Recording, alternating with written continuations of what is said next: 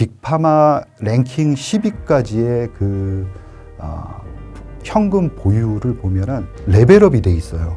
그리고 매출액도 레벨업 됐고 영업이익도 레벨업이 됐습니다. 만약에 금리가 떨어진다 그러면 기술력은 있는데 자금력에서 약간 흔들리는 이런 회사들의 주가가 크게 올라갈 가능성이 있습니다. 이런 기업들로다가 글로벌 바이오 포트폴리오를 구성을 하신다 그러면은 훨씬 더 변동성이 작으면서 향후에 고성장하는 바이오 산업의 이익을 향유할 수 있지 않을까.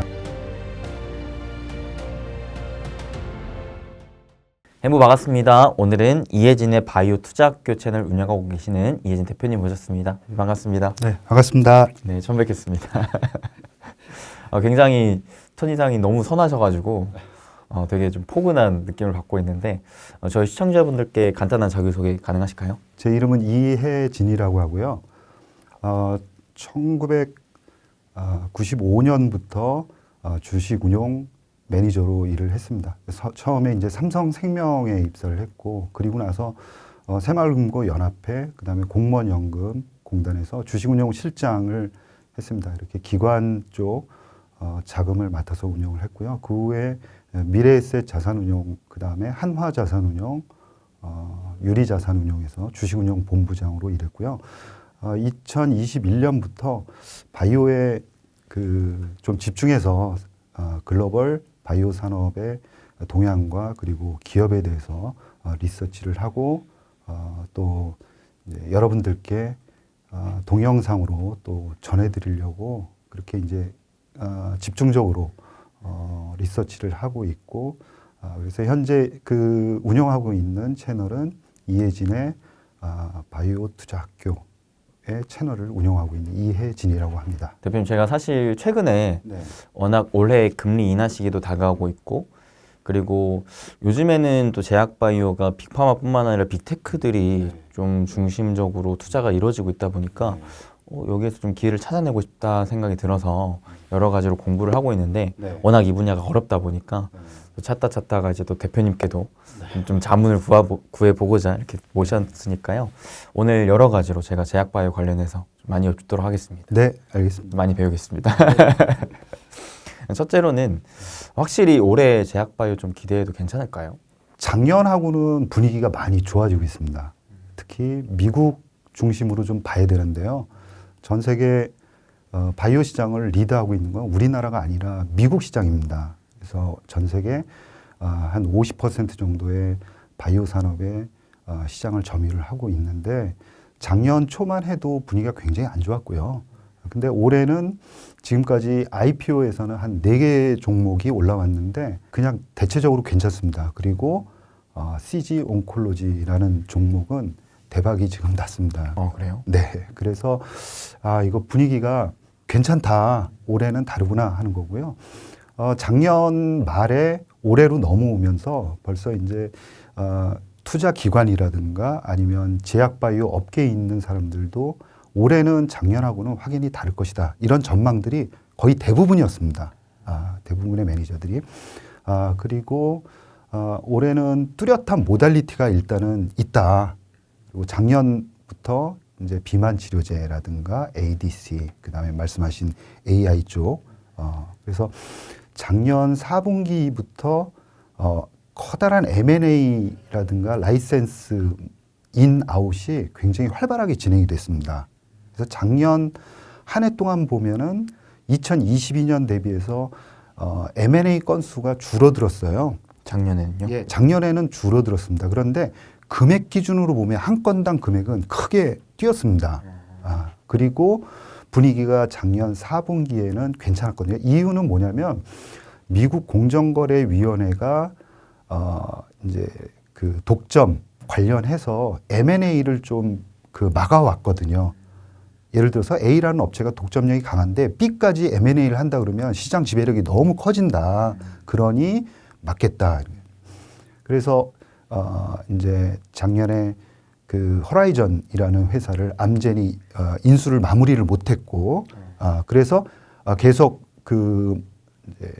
지속되다가 그런 상황이 지속되다가 작년 10월 달 지나면서 그게 이제 FTC하고 어느 정도 미국 공정거래위원회하고 약간 이제 합의 내지는 비슷한 과정을 거치면서 본물 이제 막 터졌죠. M&A가. 그래서 화이자, 시젠이라든가 좀 전에 말했던 암젠, 호라이전, 그 다음에 이뮤노젠 같은 회사는 또 이제 에피가 그것도 이제 100억 달러가 넘는 조금 전에 말씀드린 거는 일단 우리나라 금액으로 환산하면 10조 원 이상 되는 대규모 M&A입니다. 그래서 요는 뭐냐면 작년 말에 시작된 M&A가 올해에도 좀 활발하게 진행이 될 것이다라는 거고요. 기술 이전도 올해는 확실한 모달리티들이 많아서 또 이제 그 기술 거래도 잘 될 것이다. 그리고 무엇보다 이 빅파마의 돈들이 많습니다. 그래서 그 코로나 이전하고 코로나 이후를 보면 빅파마 랭킹 10위까지의 그 현금 보유를 보면은 레벨업이 돼 있어요. 그리고 매출액도 레벨업 됐고 영업이익도 레벨업이 됐습니다. 그리고 연구개발 투자는 쭉 우상향해 왔고요. 어떻게 보면 그 이제 코로나 기간 동안에 굉장히 어려움에도 불구하고 성장은 잘 해왔다라는 점을 말씀을 드리고 싶고요.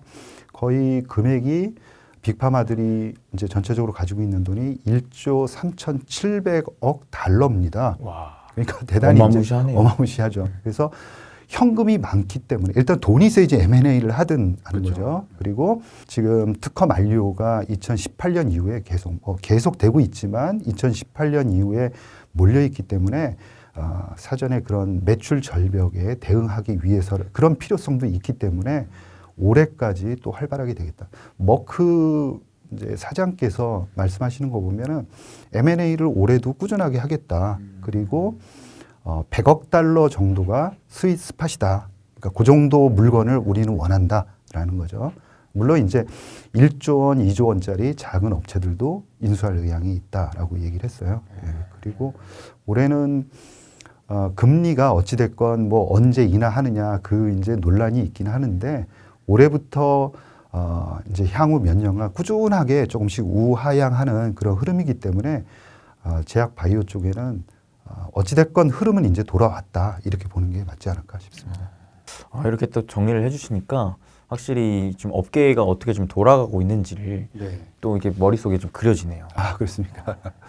그러니까 확실히 이 제약바이오가 올해부터는 뭔가 이 흐름이 좀 달라질 것 같다라는 느낌도 들고 실제 이제 관련된 주가들도 조금씩 바닥에서 올라오는 네. 느낌도 제가 좀 보여지고 있거든요. 네.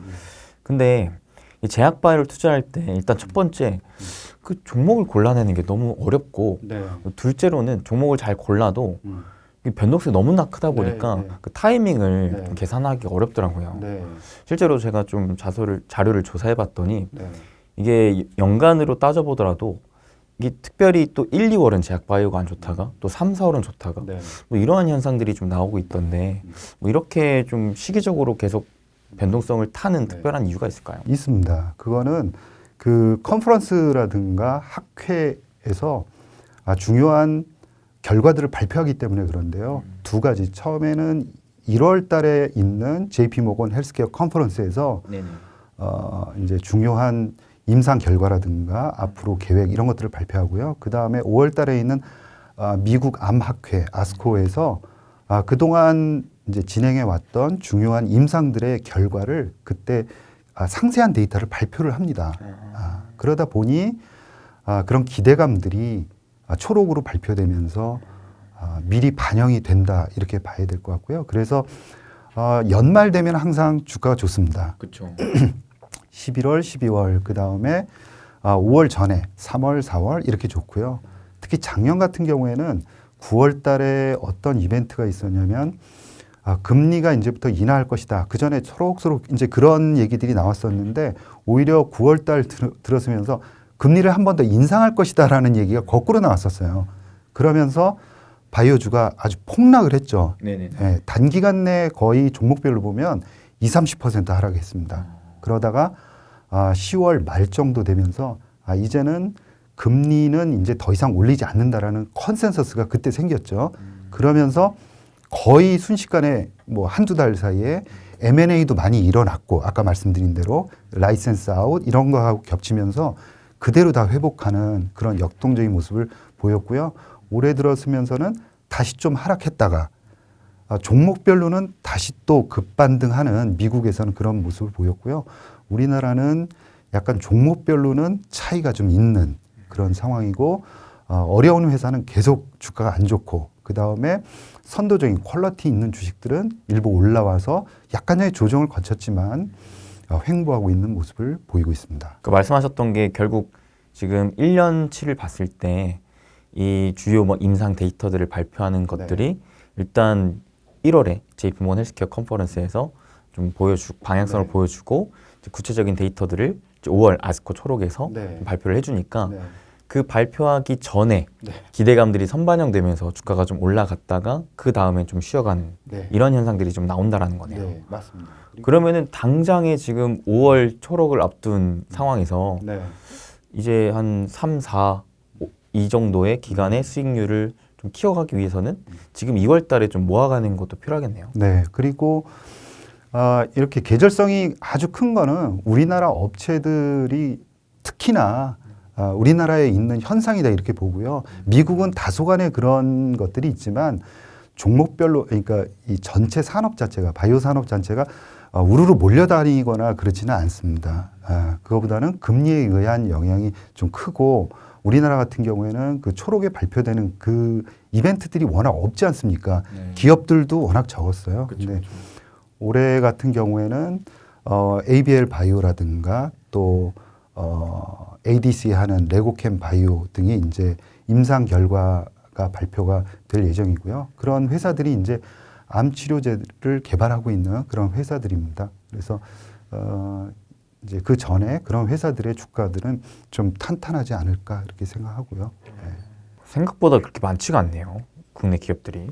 후기 임상이나 그리고 이제 그 외에도 임상 결과들을 중요한 임상 결과들이 있는데 그 임상 결과가 이제 그 아스코에 맞춰가지고 딱 나올지 아니면 그 후에 나오는 회사들도 굉장히 많거든요. 그래서 중요한 임상 결과들, 그러니까 암 학회에서는 암만 하죠.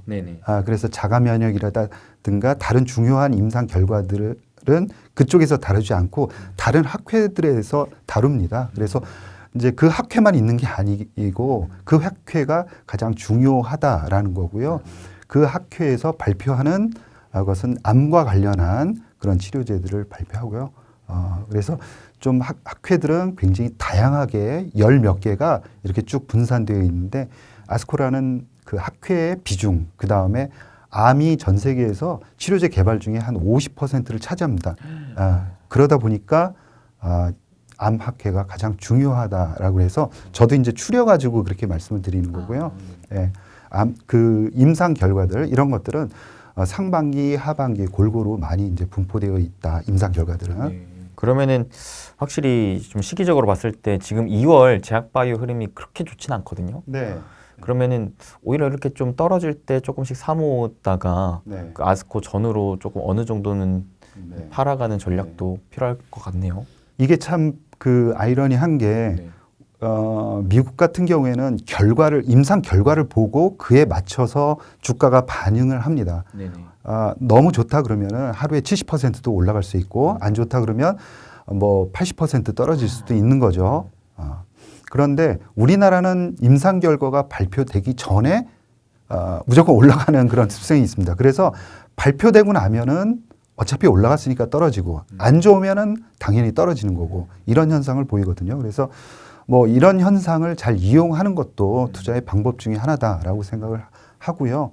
그런데 향후에 우리나라도 좀 더 성숙된다 그러면은 미국과 같이 임상 결과를 보고 그 데이터에 의해 한 만큼 투자자들도 반응을 보이지 않을까 그런 생각을 합니다. 우리나라 투자자들이 참 항상 보면 빠른 것 같아요. 빠르습니다. 정보 습득도 빠르고 행동도 빠르고 여러 가지로 되게 기민한 움직임들을 보여주는 게 국내 투자자들이 아닌가. 맞습니다. 저도 보면서도 참 신기하고 그래서 더 투자하기 어려워하시는 것 같아요. 그런 정보 습득에 좀 내가 뒤처진다라고 생각하시는 분들이 난 이미 늦은 거 아닌가 뭐 이렇게 생각하시니까. 근데 바이오는 조금씩 이제 임상 결과를 보고 이제 그에 반응하는 그런 그 움직임들이 앞으로 나타나지 않을까 그런 생각을 하고요. 결국은 기술력이 있는 회사를 골랐을 때 그런 것들이 이제 뭐 반영이 안 되다가 일시에 반영되고 이런 것들이 이제 나타나지 않을까. 지금은 그거보다는 조금 더 풍문에 의해서 움직이고 그러는데 그런 식으로 이제 발전하지 않을까 그런 생각을 합니다. 그리고 제가 또 대표님의 개인 채널을 놀러 가봤는데 네. 루닛 얘기를 되게 많이 하셨더라고요. 네. 근데 또 때마침 오늘 루닛의 주가가 단기간에 급등을 보여줬는데 네. 이게 루닛이 이전까지의 단기적인 흐름은 그렇게 좋지는 않았었거든요. 네. 작년에 워낙 많이 올랐어서 그런지. 네. 근데 오늘 뭔가 올라갔던 특별한 이유가 있었을까요? 실적 발표가 있었고요. 네. 실적 발표에서 4분기에 이제 50억 남짓 이제 그 매출을 올린 것으로 나왔습니다. 이제 저는 한 60억에서 많으면 이제 70억까지도 이렇게 이제 올릴 수 있다 이렇게 이제 봤었는데 어찌됐건 그 결과를 보면서 시장에서는 굉장히 더 많이 우려를 하고 있었구나 그런 생각을 했습니다. 그래서 개인적으로도 아침에 이제 텔레그램을 통해서 소통을 하고 왔는데 주가에는 이미 그런 것들은 많이 반영이 되어 있었죠. 그래서 시장 컨센서스보다는 약간 이제 낮게 추정이 되어 있지만 워낙 이제 우려감들이 많았고 그 다음에 최근에 이벤트들도 좀 있었지 않습니까? 인터넷 은행 진출하는. 그래서 워낙 이제 주주들이 놀랬고 그래서 저는 이제 그 루닛 주가가 이제 한동안 계속 부진했었죠. 인터넷 은행 말고도 그 전에 좀 부진했었죠. 그게 이제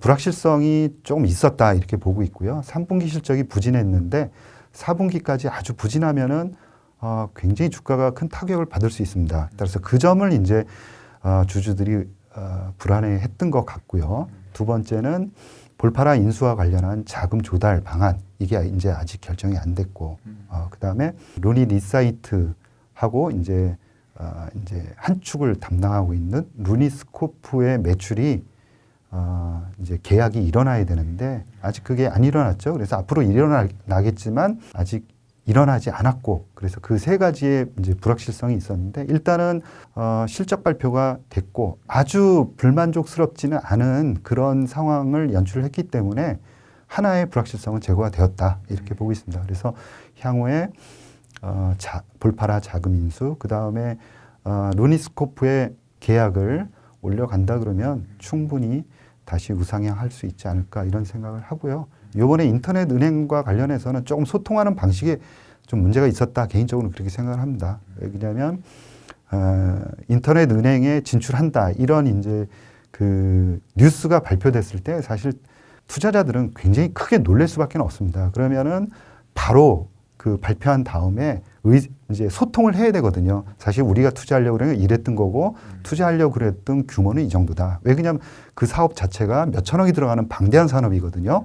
그리고 루닛은 아직 자금을 자체적으로 조달을 못하고 유상증자에 의존하는 회사이기 때문에 지금 가지고 있는 돈을 가급적이면은 핵심 사업에 집중을 해야 되는데 이게 다른 사업으로 이제 분산된다 그러면은 우리가 원하고 있는 이 이제 통합형 의료형 그 자율형 AI 솔루션을 개발하는데 플랫폼을 개발하는데 지장이 있지 않을까. 결국 밸류에이션은 여기서 나온다 이렇게 시장에서는 보고 있는 거거든요. 그래서 조금 더 핵심 사업에 집중을 해야 되는데 이게 너무 큰 사업으로 이제 이분화되면서 어차피 발을 담그면은 이제 돈뿐만이 아니라 그 사업을 담당하는 직원들도 또 배정을 해야 되지 않습니까? 그러면서 자원이 그나마 이제 이제 최근에 이제 4분기 보면은 자금을 굉장히 절약해서 쓰는 것은 보여요. 그렇지만 이제 인터넷 은행 쪽으로 참여를 하게 되면은 또 다른 이제 리소스라든가 이런 자금이 소요되기 때문에 그런 점을 우려하지 않을까. 그래서 그런 그 인터넷 은행에 대한 그 진출이 있었던 그 발표 그 당일날 따로 이제 바로 그 자세한 그런 소통을 했더라면은 루닛을 그렇게 좋아하는 주주들이 이제 팔거나 이러지는 좀 않지 않았을까. 이게 좀 굉장히 안타깝죠. 그래서 향후에는 좀 본업에 더욱 집중하면은 다시 한번 신뢰를 얻어가지 않을까 그런 생각을 해봅니다. 작년 한 해 AI 의료 쪽으로 워낙 대장격 모멘텀을 받으면서 네. 쭉쭉쭉쭉 치고 올라갔던 루닛이었던 만큼 많은 분들의 관심도가 확실히 큰 것 같아요. 네. 그래서 반대로 최근에 그런 불확실성 요인에 많은 분들이 또 되게 불안해하셨던 것 같고, 네. 근데 이런 것들은 이제 기업이 계속해서 하나씩 그런 것들을 풀어나가는 게 좀 네. 숙제이니까 네. 많은 분들께서 좀 걱정하시는 것들이 하루속히 좀 풀어지면 좋을 것 같습니다. 네. 네. 근데 대표님께서 올해 이제 제약바이오 전반적으로 봤을 때 좀 루닛 다음으로 특별히 좀 주목하고 계시는 곳도 있는지 궁금하거든요. 그런 질문을 굉장히 많이 받습니다. 근데 제가 이제 드리고 싶은 말씀은 우리나라 바이오들은 지금 쭉 아까 말씀드린 이제 기업들은 바이오텍입니다. 그러니까 아직까지 자금을 사용을 하면서 돈을 빌려서 운용을 하고 있는 그리고 신약을 개발하고 있는 회사들이죠. 그야말로 작은 회사들이고 변동성이 굉장히 큰 회사들입니다. 그리고 전 세계 글로벌로 봤을 때는 굉장히 작은 회사죠. 그러니까 이렇게 보시면 됩니다. 우리가 AI 관련한 글로벌 리더를 산다 그러면 우리나라 이제 국내에 있는 업체들을 뭐 네이버라든가 아니면 카카오 등을 사겠습니까? 그렇지는 않을 거예요. 아마 미국에 있는 회사를 살 겁니다. 시각을 넓히죠. 네, 그와 마찬가지입니다. 그래서 국내에 있는 루닛과 같은 회사다 그러면은 루닛과 같은 회사는 어떤 회사냐면 이제 AI 진단 분야에서는 세계적인 경쟁력을 입증을 한 회사죠. 그리고 매출도 꾸준하게 올려가고 있습니다. 그래서 그 두 가지죠. 하나는 글로벌 경쟁력을 갖추고 있느냐. 두 번째는 매출로 실질적으로 보여줬느냐 하는 거거든요. 이 두 가지를 루닛이 갖췄기 때문에 매력적인 거죠. 근데 우리나라뿐만 아니라 미국에도 그런 업체들이 훨씬 더 많다는 거죠. 좋은 업체들이.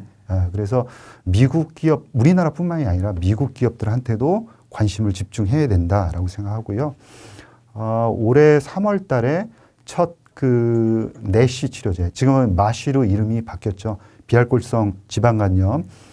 지금은 치료제가 전혀 없는 분야인데요. 첫 치료제, 마드리갈이라는 회사가 신약 승인이 결정이 됩니다. 그래서 세계 첫 신약이 나오는 이제 3월 말이면은 결정이 되겠고요. 만약에 신약 이제 결정이 된다 그러면 상당히 괜찮은 주가 퍼포먼스를 보이지 않을까 그런 생각을 해보고요. 그 다음에 인트라셀룰러라는 회사도 있습니다. 이 회사는 정신질환 관련한 이제 신약 개발에 특화하고 있는 회사고요. 이제 이 회사가 가지고 있는 물질이 이제 지금도 조현병하고 이제 양극성 우울증 치료제로 개발이 되어 있는데 신약을 받았는데 이 MDD라는 주요 우울증 질환 쪽으로다가 장애로 이제 시장을 확장하는 그런 임상 3상을 진행하고 있습니다. 이 시장이 굉장히 큽니다. 그런데 임상 3상 3개를 진행을 하고 있는데 올해 1분기, 2분기에 걸쳐서 임상 3상 첫 번째 임상, 두 번째 임상 이 두 임상 결과를 1분기, 2분기 연달아서 발표합니다. 만약에 여기서 좋은 결과를 발표하리라 이렇게 기대감을 개인적으로 가지고 있는데 그렇다 그러면 단기적으로 굉장히 좋은 주가 퍼포먼스를 보입니다. 미국 같은 경우에는 일시에 반영하는 그런 모습들을 보이거든요. 미리 그게 이제 예정돼 있다 그래갖고 우리나라처럼 미리 올렸다가 발표되면 뚝 떨어지는 게 아니라 승인되면 그 날 이제 다 반영을 하는 거기 때문에 현재 이제 충분히 기대를 해봐도 되는 종목들이다 이렇게 생각을 하고 있고요. 우리나라 업체로는 한올 바이오파마가 이뮤노반트라는 미국 회사 나스닥 상장 회사한테 물질을 이제 이전을 해서 이 바토클리맙이라는 물질을 이전을 했고 상반기 하반기에 걸쳐서 중요한 임상 결과들을 발표를 합니다.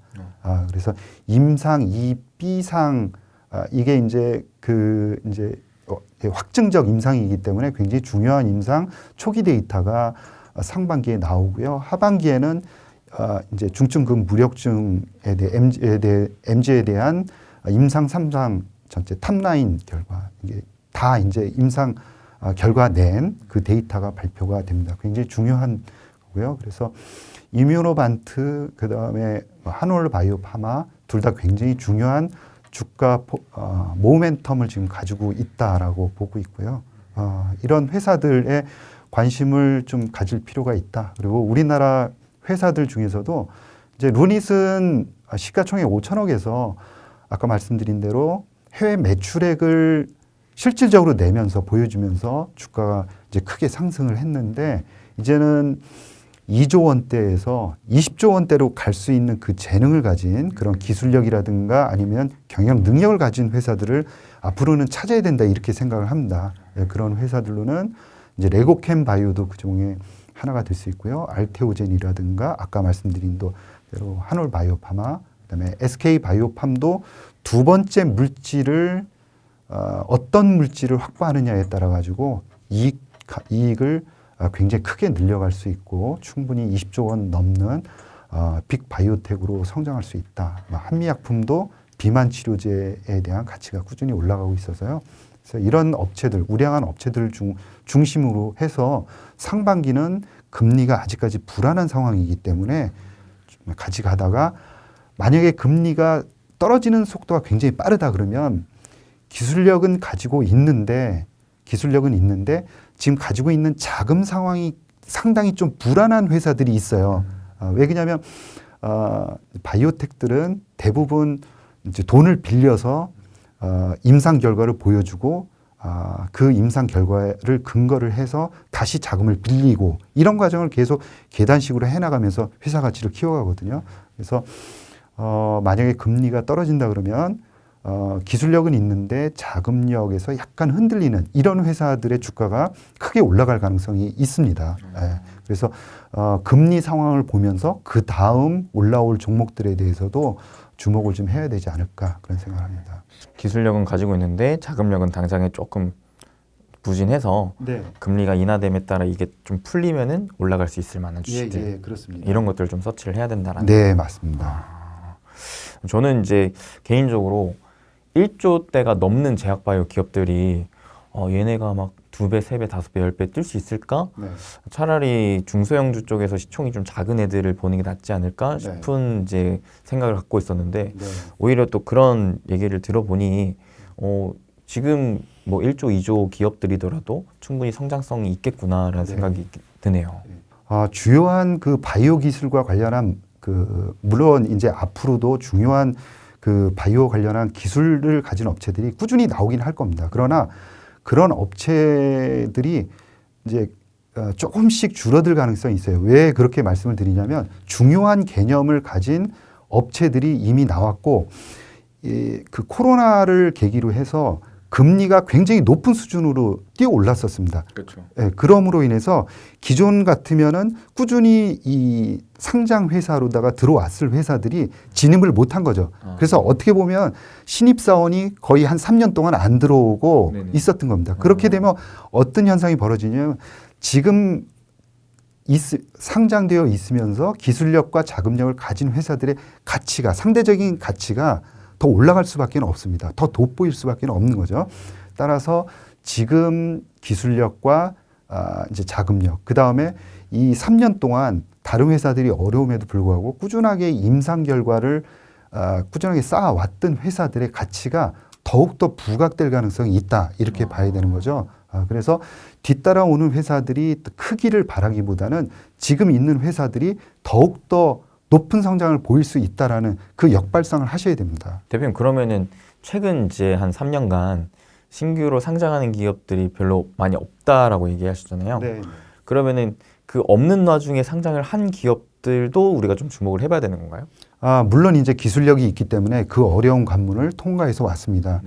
그렇지만 그 회사들 중에서는 대부분 우리나라에 신규로 상장하는 회사들은 임상 단계가 높질 못해요. 그래서 대부분 아무리 높다 하더라도 임상 이상을 하고 있는 회사들이 많습니다. 즉 무슨 얘기냐면 그 치료 물질이 사람 몸속에 투여를 했을 때 환자한테 투여했을 때 치료 효과가 있다라고 얘기를 하지를 못하는 거죠. 그래서 가능성은 30%밖에는 되지 않습니다. 항상 보수적인 마인드로 그런 회사들도 좀 봐야 된다. 기술력이 없다. 이 얘기가 아닙니다. 대신 아무리 기술력이 좋은 회사들이 다 올라왔다 하더라도 신약 임상 이상에서 성공하는 회사는 30%밖에 안 되거든요. 그래서 그 회사들도 30%밖에 안 된다라는 보수적인 생각을 갖고 봐야 됩니다. 그런데 지금 올라와 있고 임상 이상에서 잘 그 성과를 낸 회사들은 이미 치료 효과가 있다는 걸 그 약물을 증명을 한 회사들이죠. 그렇죠, 그렇죠. 예, 그래서 그런 회사들의 가치가 더욱더 올라갈 가능성이 있고요. 그런 회사들이 만약에 신약을 개발해서 매출이 일어난다 그러면 몇 천억 원의 자금들이 이제 꽂힐 가능성들이 있습니다. 지금 이제 유한양행이 이제 그런 상황인 거죠. 네네. HLB도 지금 그런 길목에 서 있는 회사들이고요. 아까 말씀드린 뭐 이제 한올 바이오파마 같은 경우에도 MG 중증금 무력증에서 임상 3상 결과를 하반기에 발표를 합니다. 이런 회사들은 그 약물들이 팔리게 되면은 진짜 그 기존에는 상상도 못한 금액들이 꽂히면서 시가총액이 크게 올라가는 현상이 벌어져요.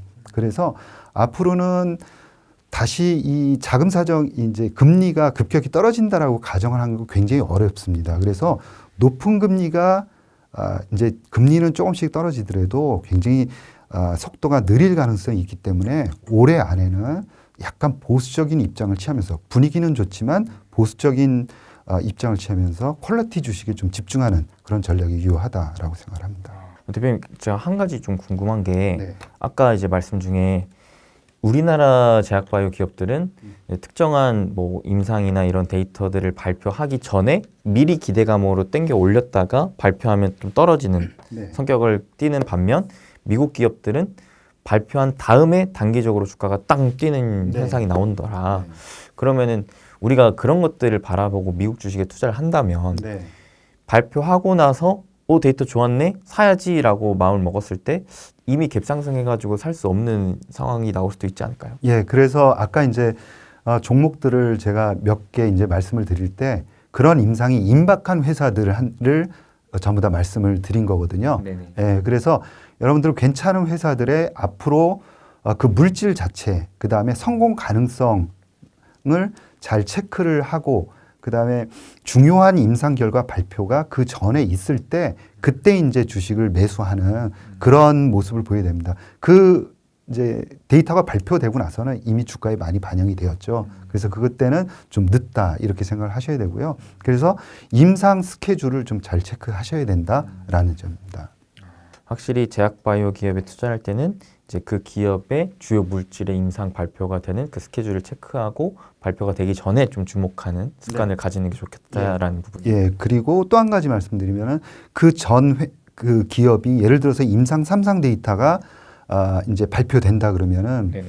임상 2상에서 어떤 결과를 냈었는지 데이터, 임상 결과 데이터를 좀 꼼꼼히 보실 필요가 있어요.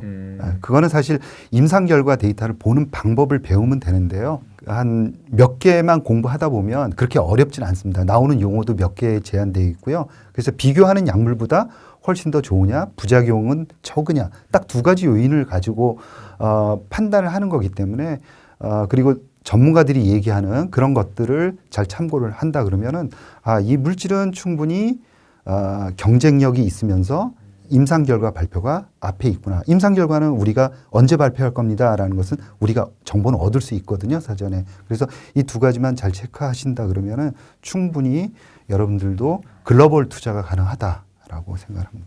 대표님께서 개인적으로 따로 뭐 스터디도 좀 만들어 가시는 것 같던데 네. 거기 이제 들어가면 이런 정보들을 또 배울 수 있는 건가요? 예, 좀 안타까운 거는 우리나라 바이오텍들, 이 불안한 바이오텍들의 움직임이 바이오 산업 전체를 나타낸다라고 많은 분들이 생각을 하세요. 근데 그건 아니라 우리나라 전체가 글로벌 차지하는 비중은 1%가 안 됩니다. 0.8%밖에 안 됩니다.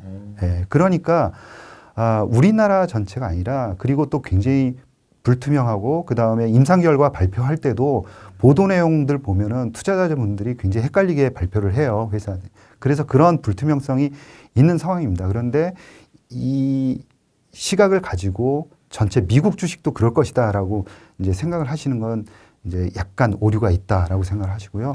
글로벌 전체를 보시려고 그러면 미국 빅파마, 그 다음에 미국 빅바이오텍이라는 뭐 매출액은 거의 70조 원이 넘어가고요. 이 회사들 보면. 그리고 이익도 15조 원 이상을 냅니다. 현금 보유 가지고 있는 것만 해도 한 18조 원 평균 되고요.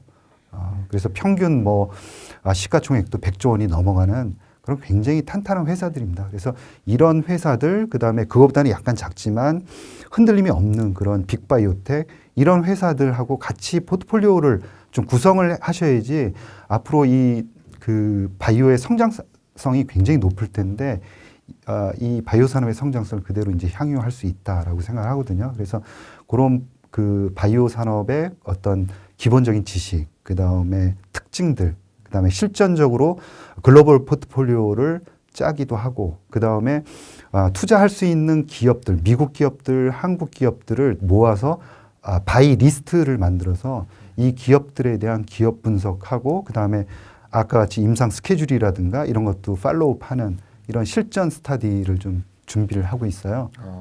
그래서 지금 오랫동안 좀 준비를 하다가 이제 바이오가 본격적으로 이제 오겠다 이런 생각을 가지고 하는 만큼 좀 필요하신 분들이 많이 이제 참여를 해주셨으면은 좋겠습니다. 딱 이제 때를 기다리고 있다가 이때다 싶어가지고 하시는 거네요. 네, 그래서 목적은 글로벌 바이오 포트폴리오를 구성하는 겁니다. 네, 그래서 이제 변동성도 굉장히 작으면서 전체 바이오 산업은 과거 38년 동안 보면 IT보다도 훨씬 더 그 성장률이 높았습니다. 수익률이 높았거든요. 그래서 이제 수익률 측면에서 굉장히 뛰어나다는 것을 입증을 했고, 그 다음에 향후에는 훨씬 더 성장성이 높을 거라는 건 아마 여러분들 전부 다 인지를 하고 계실 겁니다. 반도체라든가 또 뭐 배터리, 그 다음에 이제 바이오 쪽, 이렇게 이제 미래의 성장 먹거리로 생각을 하시는데요. 아마 바이오에 대한 접근이 어려우셨던 그런 분들을 위해서는 굉장히 좀 유용하지 않을까 그런 생각을 해봅니다. 저도 사실 제약바이오를 개인적으로 투자하는 그런 상황이 별로 없거든요. 네. 제 개인적으로 봤을 때. 네. 진짜 금리를 막 쭉쭉쭉쭉 내린다고 할 때만 좀 보고 네. 했었는데 올해에는 자꾸 막 보고 싶은 거예요. 네. 금리 인하도 있겠지만 무엇보다 이런 돈의 흐름들을 봤을 때 빅파마, 빅테크들의 좀 투자 움직임들이 특정 분야에 좀 집중되는 듯한 느낌을 네. 받아서 네. 여기에서도 기회를 잡고 싶다라는 좀 마음이 내재적으로 계속 커져가고 있다고 좀 생각이 들어가지고 빨리 좀 하나라도 잡아봐야겠다 싶었는데 미국의 펀드 매니저들이 올해 꼽고 지금 현재 보유하고 있는 것 중에 그 산업 중에 가장 큰 산업이 AI하고 그 다음에 바이오입니다. 네, 올해 그렇습니다. 그래서 올해 헤지 펀드들은 바이오에서 무조건 돈을 벌겠다 하는 거고요. 작년에도 미국 바이오텍은 한 20% 그 어려운 상황에서 20% 상승을 했습니다. 작년에 굉장히 괜찮았고요. 그 다음에 아마 올해 수익률, 내년 수익률 가면서 굉장히 좋을 것이다라고 다들 이제 그 좀 빠른 돈들은 이미 비중을 많이 채워놓고 있고요. 최근에 이제 돈나무 언니, 캐시 우드 같은 경우에는 유전자 치료제, 편집 치료제로 제가 보기에는 한 3일 정도 지금 땡기고 있는 것 같아요. 주식들을. 그래서 저도 이제 영상을 통해서 말씀드렸던 크리스퍼 테라피틱스라는 유전자 편집 치료제로 2개의 신약을 FDA에서 받았고 또 유럽에서도 받았거든요. 그래서 이 회사들은 벌써 뭐 $60에서 지금 $85까지 올라왔어요. 50% 정도 올라왔는데 어찌됐건 미국의 그런 바이오 관련한 움직임들은 좋다. 그래서 그리고 과거 트렌드를 보면은 한 3개월 우리나라가 늦습니다. 그러다가 작년 말에는 이제 비슷한 흐름을 보였어요. 그러다가 지금도 약간 늦습니다. 우리나라 분위기가. 근데 예, 3개월 정도는 리드를 하고 그 다음에 한 5월 달 정도에는 금리 인하할 것이다 이렇게 생각을 하고 있고 아까 말씀드린 대로 아스코하고 겹치기 때문에 3, 4월 달은 굉장히 바이오가 한번 더 좋을 수 있다. 그래서 그 전에 그런 글로벌 포트폴리오를 같이 스터디를 해서 짜놓는다 그러면 일단 한 번은 좋은 기회를 맞고 가야 된다. 지금 굉장히 우리나라 분위기가 안 좋은 것처럼 느끼는데 실상은 그렇지 않다는 거죠. 올해 바짝 공부해야겠네요. 가급적이면은 연초에 하시는 게 수익률이 좋지 않을까. 그렇죠.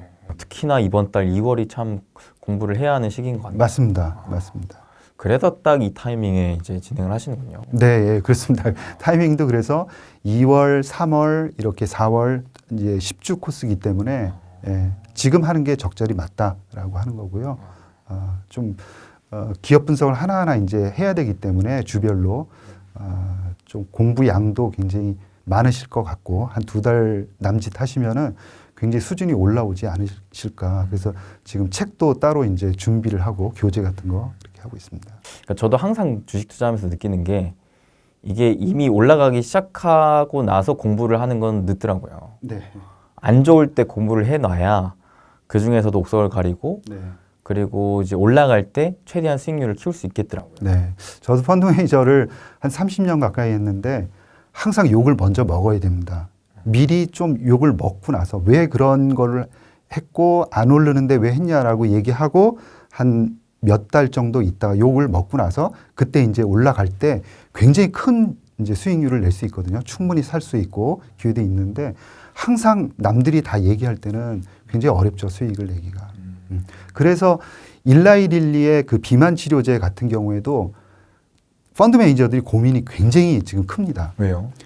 수익률이 그러니까 성장성이 굉장히 높고 내년에도 30% 이상 30% 정도 EPS가 증가할 거로 생각을 하지만 밸류에이션이 굉장히 높아요. 그래서 상당 부분 먼 미래에 있는 것까지 지금 땡겨온 주가다. 그러니 굉장히 불편하기는 하는데 자꾸 적응증도 넓혀가고 실제로 숫자가 따박따박 이제 꽂히다 보니까 비중들은 굉장히 많이 가지고 있는 상황이죠. 그런데 매니저별로는 그런 얘기들이 조금씩 나옵니다.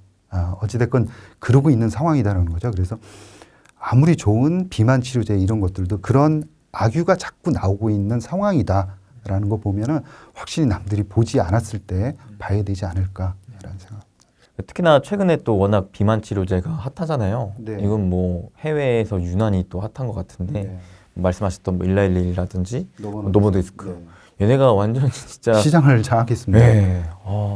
비만 치료제가 그 정도까지 파이가 큰가 좀 싶었는데 우리나라는 사실 비만 인구가 그렇게 많지 않지만 미국은 심각하다면서요. 그렇지 않습니다. 우리나라에도 그래요? 이게 중요한 게 본인이 비만이라고 생각하는 게 중요한 것 같아요. 의학계에서는 비만의 기준이 뭐냐라는 거죠. 그래서 이제 지금 BMI 지수로 많이 하잖아요. 그런데 그 지수 자체도 굉장히 이제 정확한 것을 반영하고 있지 못하다라는 거고요. 이제 어찌됐건 비만의 기준도 다시 고쳐야 된다. 워낙 이제 선풍적인 이런 돌풍을 일으키고 있으니까 그런 문제가 있는 거죠. 어찌됐건 이 GLP-1 약물 비만이 거의 암 치료제를 무색하게 만들었다. 그래서 비만이 더 관심이 크구나라는 것도 저도 이제 개인적으로 굉장히 놀랐고요. JP모건 리서치에서 계산한 걸 보면은 한 100조 원 이상 2030년에 거의 증가율을 보면 매년 50% 이상 성장을 하는 겁니다. 그리고 이게 적응증을 계속 확대해 나가잖아요. 당뇨병 치료제였는데 지금 비만 그 다음에 또 심혈관계 최근에 이제 그 신약을 내줘야 되느냐 이 심사를 또 하고 있거든요. 거기다가 이제 간질환 마시 치료제에도 이제 치료 효과가 나타났어요. 거기다가 또 신장 쪽, 그 다음에 지금은 이제 염증에도 치료 효과가 나타나서 알츠하이머 쪽에도 지금 임상이 하고 있어요. 이게 만병통치약. 맞아요. 진짜 저도 비만만 치료하는 줄 알았는데 이게 막 이것저것 다 건드리더라고요. 이게 재밌는 게 약간 덜 먹어야 되는구나. 먹는 거를 조절을 해야 되는 거야. 이게 GLP-1이라는 약물은 이제 쉽게 얘기해서 우리가 밥 먹으면은 장에서 나오는 물질입니다. 그러니까 밥을 먹으면 나옵니다. 그러니까 밥을 먹으면 당이 이제 흡수가 되죠. 밥이 당이니까 당이 흡수가 돼서 이 혈관에 피에 막 당이 많이 돌 거 아닙니까? 당이 이제 돕니다. 당이라는 거는 우리 세포들에서 사용하는 에너지의 원입니다. 그래서 이 당을 해당 작용이라고 해서 잘게 쪼개가지고 네네. 나중에 ATP라는 에너지원을 만듭니다. 그래서 활동할 때 이 ATP라는 걸 쪼개가지고 사용해서 하는 거죠. 그래서 돈하고 비슷합니다. 그래서 우리가 먹으면 우리 이 몸 속에서 활용할 수 있는 돈을, 밥은 돈을 넣어주는 거고 이 돈을 활용해서 에너지원을 만드는 거죠. 근데 에너지원은 혈액에서 도는 게 아니라 각 필요한 다 세포에 다 넣어줘야 되거든요. 그런데 이 밥을 먹으면 당이 많이 생기고 이 당이 혈중에 많이 있는데 이 혈중에 있는 거를 각 세포에다가 전달을 해야 되잖아요. 필요한 건 세포니까 그 GLP-1이라는 물질이 밥을 먹으면 장에서 나와서 췌장에 있는 세포를 자극을 합니다. 그러면 인슐린이라는 게 나와서 이 혈관 속에 돌아다니는 당을 가지고 각 세포로 다 끌고 들어가는 역할을 합니다. 인슐린이 그런 역할을 해요. 그리고 나서 이 GLP-1이 이제 지금 밥을 먹어서 당이 많은 상태니까 배부르다라는 신호를 뇌에도 줍니다. 그리고 또 지금 밥을 먹은 상태이기 때문에 음식물도 더 느리게 장이 배출하도록 이렇게 만들어요. 그런데 이 당뇨병 환자들은 이 GLP-1이라는 물질이 잘 안 나오는 거죠. 네네. 그러다 보니까 인슐린 분비가 잘 안 되는 거죠. 이 GLP-1 이제 아고니스트라는 자극제가 췌장을 가서 자극을 해야 되는데 자극을 하지 못하는 물질이 안 나오니까 그러면서 당이 혈관에 있는 당이 세포 안으로 흡수가 돼야 되는데 인슐린이 없으니까 그 역할을 못 해주는 거예요. 그래서 당뇨병 치료제로 사용했었는데 이제 우리 의학계에서 이 GLP-1이라는 물질을 만듭니다. 그리고 GLP-1이라는 물질은 나오자마자 바로 신호를 주고 없어져요. 네네. 그런데 오랫동안 있을 수 있는 이런 개선된 GLP-1 유사체를 만들어서 넣어주는 거죠. 그러면 아까 같은 그런 현상들이 벌어져요. 꼭 우리가 밥 먹었으니까 췌장에 가서 물질 인슐린을 만들어내고 밥도 먹지 않았는데 지금 밥 먹었으니까 배부르다라는 신호를 뇌에 주고 그다음에 밥을 먹었으니까 밥도 먹지 않았는데 이 장에서 음식물이 늦게 내려가도록 하는 이 여러 가지 이제 작용을 하면서 환자들을 덜 먹게 하는 거죠. 그전에는 마구마구 먹었는데 먹을 수밖에 없습니다. 왜냐면은 이 당이 혈중에 있는 당이 세포 안으로 들어가야지 에너지원을 만들 수 있는데 그 풍요 속의 빈곤이라고 당뇨병 환자들은 혈중에는 당이 많지만 그게 이제 세포 안으로는 들어가지 못했으니까 ATP 이제 에너지원을 만들 수가 없어요. 그러니까 늘 지쳐 있는 거죠. 당뇨병 환자들은. 그래서 에너지가 혈당에 많은데 그거를 세포 속으로 끌고 들어가지 못해서 늘 힘든 겁니다. 그래서 이제 어찌됐건 그런 효과로 인해서 이제 덜 먹기 때문에 이제 비만 치료제로도 되고요. 그 다음에 아까 말씀드린 대로 여러 가지 이제 좀 덜 먹으니까 그런 현상들이 벌어지는 것 같아요.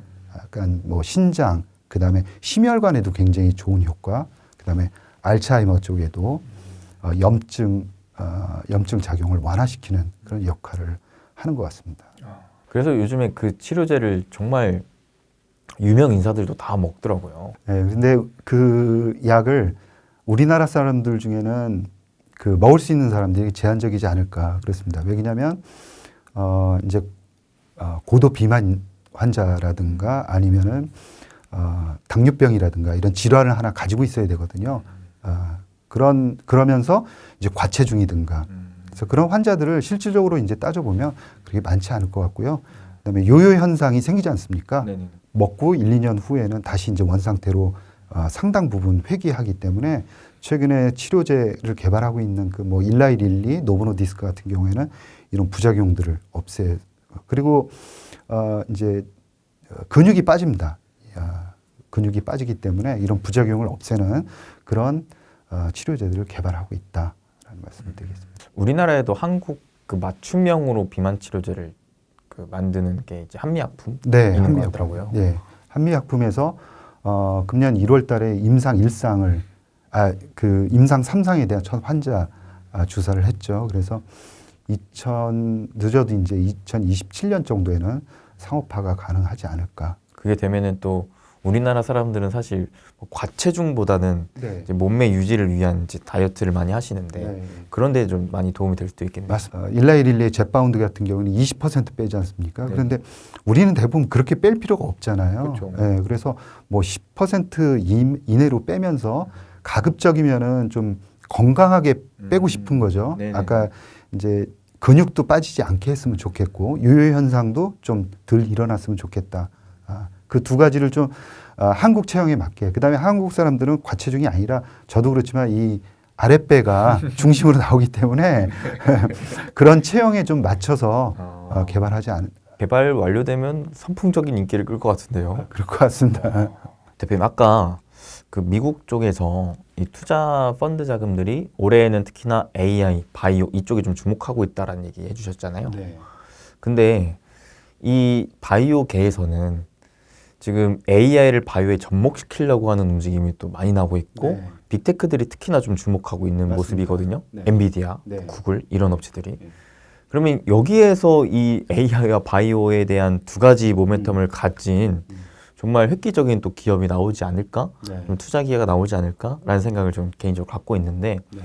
사실 루닛도 그렇잖아요. 네. 루닛도 AI 진단 쪽으로 해서 작년에 굉장히 선풍적인 인기를 끌었었고 근데 올해에는 제가 또 그런 생각을 가지면서 서치를 해보니까 AI 신약 개발 쪽이 자꾸 눈에 띄던데 네. 이쪽은 어떻게 보세요?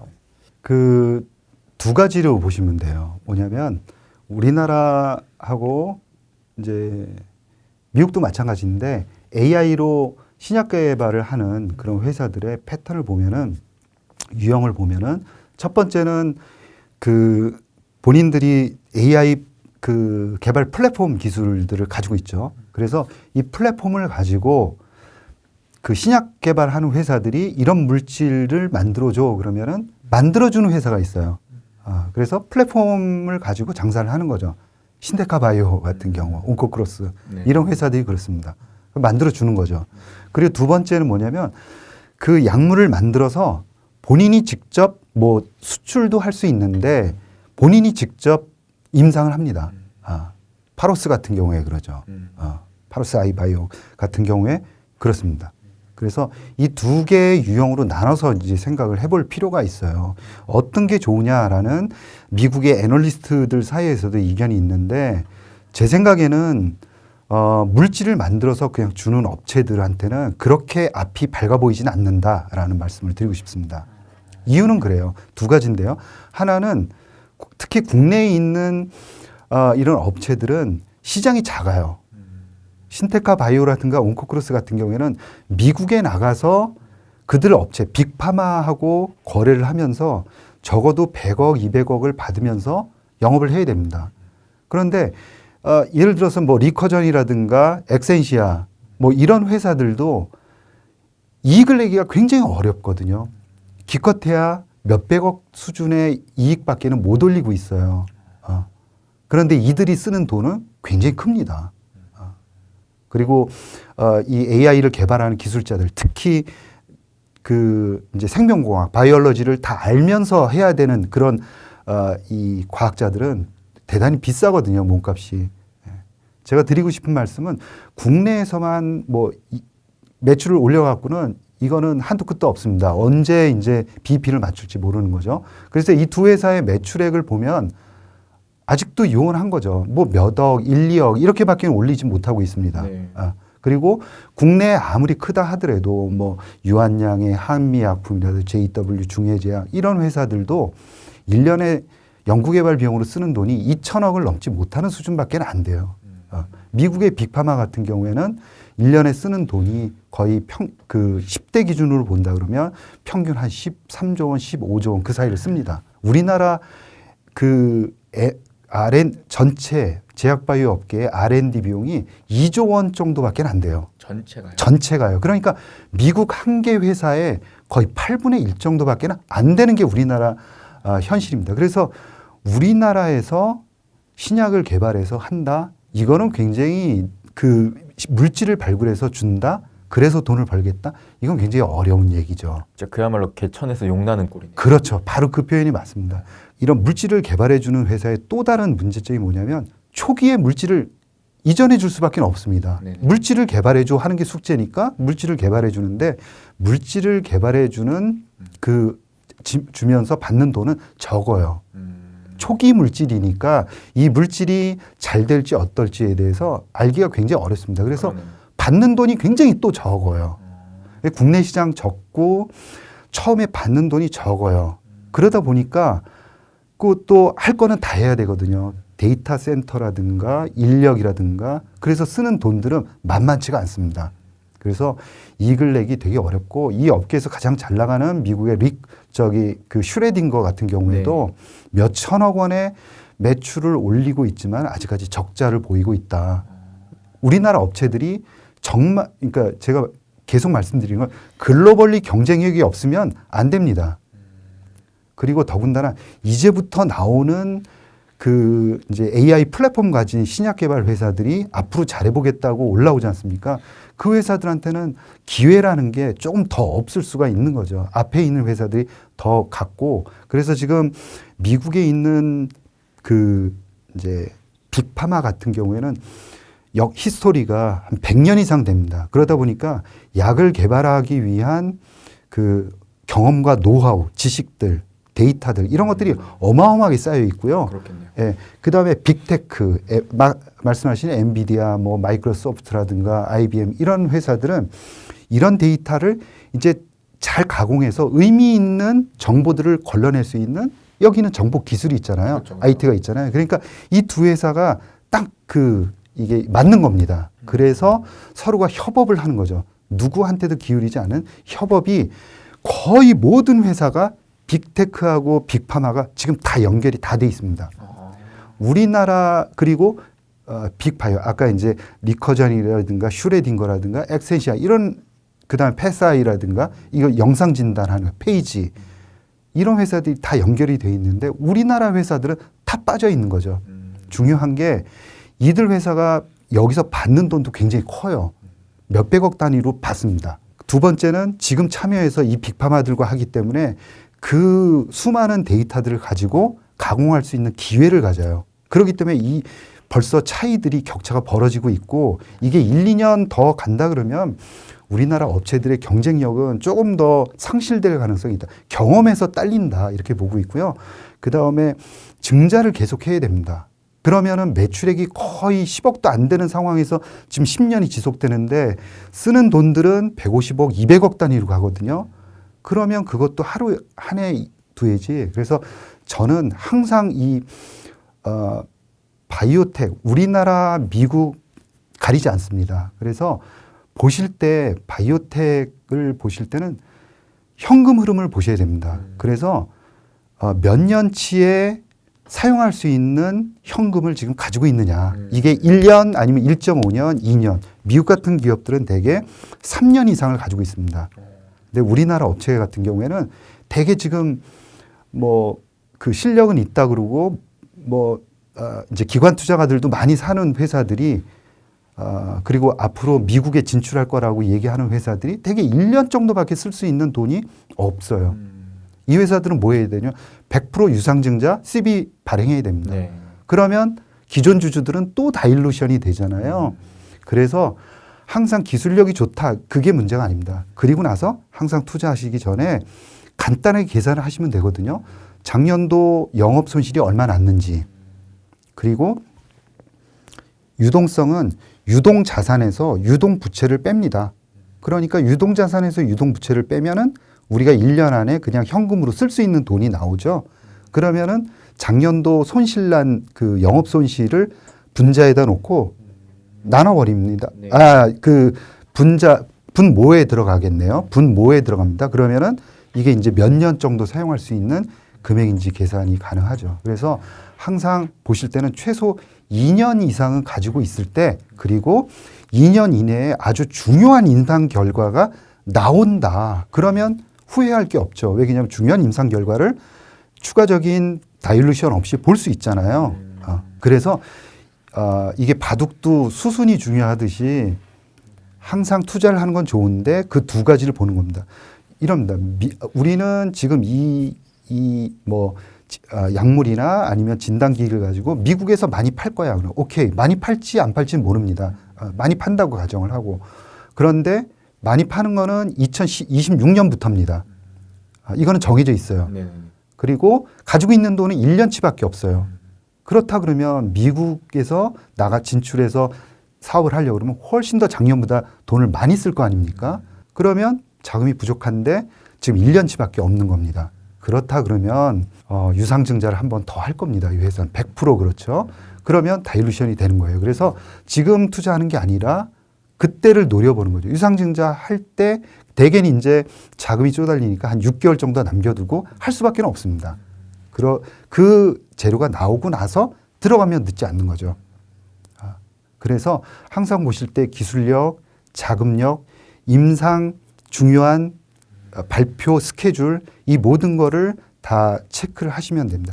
그런데 중요한 거는 이 모든 것들을 우리가 뭐 머리를 써서 할 수 있는 게 아니라 너무 간단하게 할 수 있다는 거죠. HTS에서 증권 단말기에서 2번 클릭하면은 계산할 수 있는 게 현금 가용 연수고요. 임상 스케줄은 애널리스트들이 계속 얘기를 하고 체크할 수 있습니다. 그리고 기술력이 있는지는 관심 있는지는 또 좀 관심 있으면은 우리가 알 수 있는 거죠. 그래서 무슨 좋은 종목을 고르겠다 이런 생각을 하지 마시고 내가 할 수 있는 리스크를 줄일 수 있는 게 뭘까라고 생각을 하시는 게 훨씬 더 수익률을 좋게 하고 황당무계한 그런 투자 실패를 막을 수 있지 않을까 그런 생각을 합니다. 이 마지막에 엄청난 핵심 알짜 노하우 팁을 좀 얻어본 것 같습니다. 사실 저도 제약바이오를 투자하면서 좀 막연했거든요. 네. 근데 이런 것들을 좀 더 좀 구체화 시켜준 것 같아서 너무 감사드리는데, 그러니까 제가 이해한 거로는 일단 제약바이오 기업 입장에서 봤을 때 결국 임상에 대한 데이터에 있어서 그 결과값이 좋게 나오느냐 이런 게 참 중요한데 네. 그래서 그 결과값이 나오기 전에 일단 주목을 해야 되고 네. 근데 그 주목을 할 때 있어서 첫째 이 임상의 과정을 순탄하게 할 수 있는 자금력이 있는가. 맞습니다. 네. 근데 그 자금력을 볼 때 작년 기준으로 1년 동안 얼마나 영업 손실을 내고 있는가. 네. 근데 지금 당장 고간에 얼마나 비축되어 있는가. 맞습니다. 현금 자산을 그 영업 손실을 딱 나눠 봤을 때 네. 그러면은 이게 한 2년치 이상 되면 그렇죠. 그래도 좀 안전하게 임상 결과를 볼 수 있는 거니까 그렇죠. 이런 기업들 중에서 내가 좀 더 공부해서 이게 진짜 기술력이 있는 거야? 네. 네. 이 삼박자가 고루 갖춰지면 투자를 할 만하다라는 네. 거네요. 예. 제가 지금 추천을 하거나 아니면 아예 그냥 그 자체적으로 자금을 이제 조달을 해서 쓸 수 있는 회사들은 상관이 없는 거죠. 그래서 그런 주식들을 제가 이제 퀄리티 주식이라고 얘기를 하고요. 약간 이 기술력은 있는데 돈들이 이제 1년 이내로 들어오는 그런 약간 지금 좀 답답한 형국에 있는 회사들은 금리가 좀 많이 떨어질 때 그때 굉장히 한 번 더 올라올 수 있는 가치가 굉장히 저평가되어 있는 회사들도 굉장히 많거든요. 네. 그래서 그런 회사들이 수혜를 받는 거는 금리가 적어도 여기서 1% 이상 떨어지면은 그 회사들이 한 번 더 굉장히 이제 크게 상승할 수 있는 여력은 있다라고 보고 있습니다. 오늘 이혜진 대표님 모시고 정말 제약바이오에 있어서 거의 A부터 Z까지 또 짧은 1시간 내에 압축적으로 좀 배운 것 같아서 일단 너무나 감사드리고 제가 이 배운 걸 토대로 올해 제약바이오 한번 대박 한번 내보겠습니다. 기대하고 있습니다. 네. 아마 지금 보고 계신 분들도 지금 속에서 되게 좀 활활 타오르고 계실 것 같아요. 빨리 배운 걸 토대로 좋은 기업 한번 서치해봐야겠다.